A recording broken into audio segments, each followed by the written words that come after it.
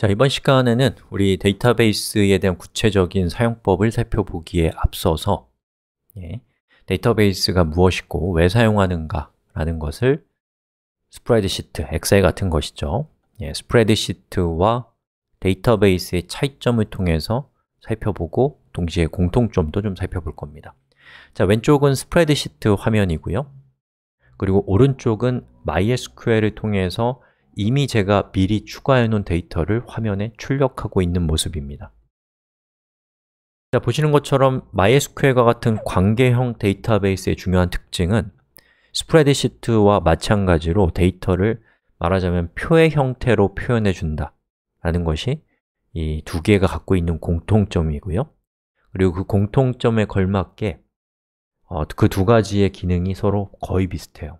예를 들면 엑셀에서 제가 여기 있는 그 사람들 중에서 오쏘, 즉 저자의 이름이 이고잉인 사람만을 출력하고 싶다. 그럼 여기서 제가 데이터로 가서 이거 실습 아닙니다, 여러분. 그냥 구경하시면 돼요. 여기를 이고잉으로 바꾸면 보시는 것처럼 이고잉이라는 값이 포함되어 있는 행만을 출력해 주죠. 자, 이것은 데이터를 정리정돈했을 때 우리가 얻을 수 있는 정말 중요한 효과입니다. 별거 아닌 것처럼 느껴질 수 있지만요. 자, 그러면 오른쪽에 있는 MySQL을 통해서 제가 왼쪽에 있는 스프레드시트에서 했던 일과 똑같은 것을 해보겠습니다. 자, 데이터베이스와 스프레드시트의 가장 중요한 차이점은 데이터베이스는 코딩을 통해서 컴퓨터 언어를 통해서 제어할 수 있다는 겁니다. 그래서 스프레드시트는 우리가 무언가를 하려고 하면 여기 있는 걸 클릭해가지고 클릭하고 기다리고 이런 걸 해야 된단 말이죠. 근데 데이터베이스는 마치 사람과 대화하는 것처럼 여러분이 말을 거는 거예요. 이렇게요. 데이터베이스야 토픽이라고 하는 표에 있는 데이터 중에서 from topic 제가 다 문법이 있는 거고 이 문법은 우리 지금 수업의 내용이 아니니까 제가 하는 한국말만 이해하시면 됩니다.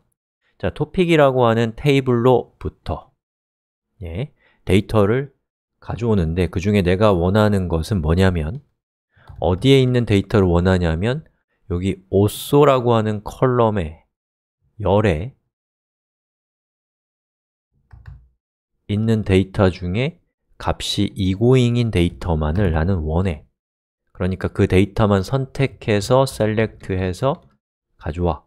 그리고 화면에 출력해봐 라고 제가 데이터베이스가 알아먹을 수 있는 말로 이렇게 얘기를 해주면 데이터베이스는 데이터를 이렇게 출력해 주는 걸 통해서 우리 왼쪽에 있는 스프레드시트와 똑같은 효과를 낼 수가 있는 거예요. 그리고 또 우리 스프레드시트에서 스프레드시트야 id 값을 기준으로 해서 숫자가 큰 숫자부터 나오게 해 라고 여러분이 얘기하고 싶으면 여기 있는 이 데이터로 들어가서 정렬이 sort거든요, 영어로. sort를 누르고 id 값을 descending, 큰 숫자가 먼저 나오도록 해 라고 이렇게 클릭을 통해서 여러분이 컴퓨터에게 명령하면 컴퓨터는 그 명령에 따라서 이렇게 동작하게 된단 말이죠. 즉, 사용자가 클릭 이런 식으로 조작을 해야 됩니다. 자, 근데 SQL 데이터베이스는 역시나 사람의 말을 알아들을 수 있기 때문에 여러분이 말로써 데이터베이스한테 이전에 우리가 명령했던 명령문 그대로의 뒤에다 한 칸 띄우고 여러분 순서가 영어로 뭔가요? order입니다. order by 무엇의 기준으로 순서를 지금 제가 바꾸고 싶어요? id라는 열이에요. id 어떤 방식으로? 큰 숫자가 먼저 나오게 descending, 줄여서 DESC입니다. 그리고 엔터를 치면 보시는 것처럼 왼쪽에 있는 것과 똑같은 결과를 오른쪽에 이 MySQL에서 얻어낼 수가 있는 것이죠. 즉, 스프레드시트와 MySQL과 같은 관계형 데이터베이스의 아주 중요한 차이점은 스프레드시트는 사용자가 이렇게 클릭해서 데이터를 조작한다 라고 한다면 데이터베이스는 이런 SQL이라고 하는 최소한 관계형 데이터베이스는 SQL이라고 하는 컴퓨터 언어를 이용해서 데이터를 제어할 수 있다 라고 하는 것이 가장 큰 차이점입니다.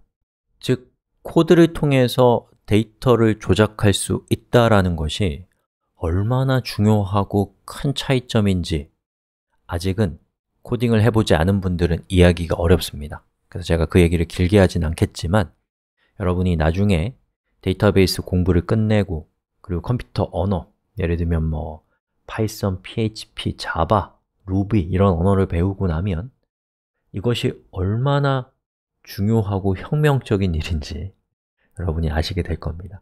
지금은 잘 이해가 안 가실 수 있지만요.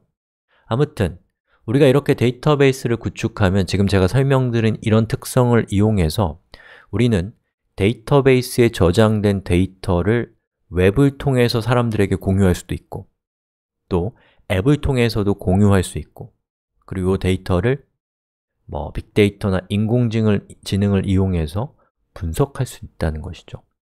이 데이터베이스를 활용할 수 있는 수많은 활용 방법 중에 하나, 웹을 통해서 이 데이터를 화면에 표시하는 것을 한번 살펴보겠습니다. 자, 지금 화면이 두 개로 분할되어 있는데요. 자, 그 중에서 왼쪽은 오른쪽에서 우리가 지금까지 살펴봤던 MySQL을 사용하는 웹사이트가 왼쪽에 있는 웹사이트입니다. 그리고 이 웹사이트에 표시되고 있는 이 글 목록들은 어떤 데이터를 사용하고 있냐면 바로 이 데이터를 사용하는 겁니다. 어때요? 순서나 이런 것들이 같죠? 그리고 제가 여기서 create라는 버튼을 누르고 여기에다가 db2라고 하고 db2 is 땡땡땡이라고 하고 전송 버튼을 누르면 보시는 것처럼 db2가 생겼고 이 오른쪽에 우리 웹사이트가 사용하고 있는 데이터베이스에서 똑같은 명령을 실행해서 글 목록을 출력해 보면 보시는 것처럼 db2라고 하는 새로운 항목이 추가된 것을 볼 수가 있습니다. 자, 이것을 통해서 여러분이 느낄 수 있는 것은 이 데이터베이스를 내부적으로 일종의 중요한 부품으로 사용하는 이 수많은 사례 중에 하나, 웹사이트의 정보를 데이터베이스에 담을 때 우리가 보시는 것처럼 이 두 가지의 기술을 결합하면 데이터베이스에 있는 정보를 전 세계에 있는 누구나 이 웹사이트에 접속해서 볼 수 있게 할 수 있다. 첫 번째. 그리고 누구나 글을 쓰면 우리가 직접 데이터베이스를 제어하도록 하지 않아도 사용자들이 이 사이트에 들어와서 글을 써서 저장할 수 있는데 그 정보는 결과적으로는 결국 데이터베이스에 저장되고 있다 라는 것을 여러분이 느끼셨으면 좋겠습니다. 그냥 그러려니 하시면 되고 여기서 금물은 저걸 어떻게 하는가, 저 내부 메커니즘은 무엇일까? 그거에 대해서 궁금해하는 건 좋지만 뭔가 막연하고 추상적으로 느끼는 거는 제가 의도했던 건 아니니까 그냥 그러려니 하고 넘어가시면 되겠습니다. 자, 여기까지입니다. 그래서 데이터베이스로는 너무나 많은 일을 할 수 있는데 그 중에 사례, 또 스프레드시트와의 차이점, 또 이 SQL이라고 하는 컴퓨터 언어가 있을 때 우리가 어떤 일을 할 수 있는가 이런 것들에 대해서 구체적이진 못했지만 적당히 추상적인 선에서 말씀드렸습니다. 자, 그럼 우리 이후부터 나오는 이 수업들을 통해서 지금 추상적인 상태로 남겨져 있는 것들 하나하나 구체적인 느낌으로 채워나가면서 데이터베이스의 세계를 탐험해 봅시다.